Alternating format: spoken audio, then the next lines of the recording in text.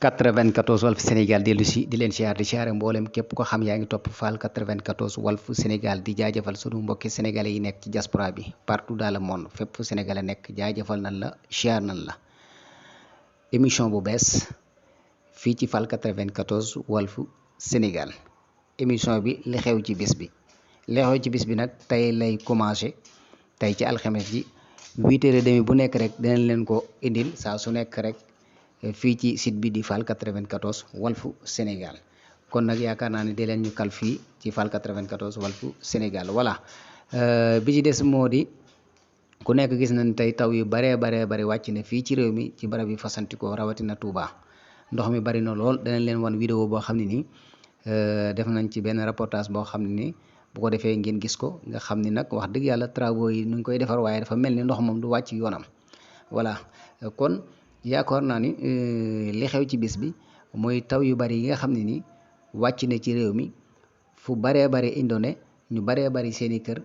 fees dellakum ndox ñu baree bari génn seen i place sax mën naa ne wala ñu tëj seen i place wala seen i place mënuñu faa egg ndax ndox mu bari kan loolu yëpp nag yaakaar naa ni tey jii la xew ci bis bi gis ngeen ko noonu vidéo bi ngeen xam ni kon yaakaar naa ni saa su nekk gis ngeen travaux yi mais ndox mi bari na. waaw nga xam ni kon mi ngi noonu ndox mi daal bari na bari goo xam ne nii wax dëgg yàlla Sénégal gi yëpp yëg nañ ni maanaam ndox mu bari wàcc na fi ndox nag xéewal la waaye daal war nañoo gën a defaraat bu baax a baax a baax war nañoo gën a tamit gën a jàppaat bu baax ñu liggéey ñi nga xam ne dañoo man nañu liggéey ñi nga xam ne mënuñu nag nañ dem à derrière daal nañ dem derrière daal wax dëgg yàlla parce que loolu wàññiwul dara yàqul dara waaye da ngay gis ñoo xam ne mënuñu ba pare bëgg a jiitu ci liggéey bi loolu mënul nekk. voilà dañoo gis nag réew yu baree bari boo gisee daanaka ñoom duñ indone mooy ñoom bala ñuy lotissé ay kër dañuy defar travaux yi génne canal yi ba pare ndax ñoom chaque jour ñu ngi sóoraale ndox mi heure bu wàccee dina leen maanaam travaux yooyu ñu defaroon dina leen mën a dimbali waaye buñ sàncee ba pare dëkk ba pare boog a defar travaux yi dana nekk loo xam day difficile daal loolu fi mu toll moo ñu dal ci ndox mu bari mii nga xam ne nii te ba pare nag wax dëgg yàlla dër mbedd yi voilà mbedd yëpp voilà dañ cee war a taxaw nga xam dana dër bi sax mën naa ne dañu gën a dimbali bu baax a baax waaw kan daal nañu xam ni kenn ku ci nekk fa nga nekk da ngaa war a defar bu baax ndax loolu mooy li nga xam ne nii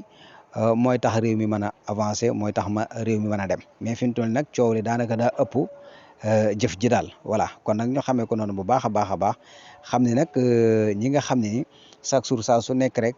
ñi ngi dox ci liggéey chaque jour ñi ngi dox ci xam-xam nañu bàyyi ñooñu ñu doxal ñi nga xam ne nag wax dëgg yàlla yaa ma gën a xam ñu dem derrière daal voilà kon nag ñu ngi nuyu sunu gaay yëpp di nuyu képp koo xam ne rek yaa ngi topp Fall 94 Walf Sénégal ñu ngi lay nuyu lu bari di la jaajëfal bu baax a baax di nuyu nag sunu xarit sunu conseil sunu lépp nekk fële États-Unis di Moussa Mboup di nuyu sunu partenaire bii di Assane Mbaye nekk fële ca Touba Maroc nuyu nañ leen siyaar nañ leen